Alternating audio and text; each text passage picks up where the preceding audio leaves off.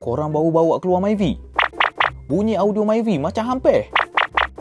Katakan tidak kepada bunyi audio hampir bila korang tukar speaker korang kepada speaker Z-Spec. Jadi dekat sini kita ada dua set speaker. Yang first kali adalah speaker two-way. Jadi korang akan dapat sekali dengan tweeter dekat tengah ni. Untuk korang yang suka lagu balada ke jiwang ke, tweeter ni lah yang akan jelaskan lagi vokal lagu korang nanti. Audio dah sedap, memang lagi sedap lah nak karok sekali. Okey, set yang lagi satunya pula adalah mid-bass speaker. Yang ni function dia lebih kepada memberi lagu korang lebih depth lah. Kiranya tak adalah korang dengar lagu tu rasa macam kosong je. Ibarat korang makan nasi tapi tak ada lauk. Jadi kedua-dua speaker ni mempunyai max power 220 watt dan menggunakan material rubber edge macam korang tengok dekat tepi ni. Lepas tu dekat tengah ni dia pakai glass carbon fiber cone. Dia punya magnet belakang ni pun bukan main besar lagi. So bunyi yang speaker ni keluarkan memang lebih banyak personality dan sedap untuk didengar dekat telinga. Paling penting speaker yang korang tengok ni plug and play untuk kereta Pro 2, Toyota dan Proton. Jadi lepas ni korang dah boleh enjoy lagu favourite korang sambil menghadap jam di lebuh raya Kuala Lumpur.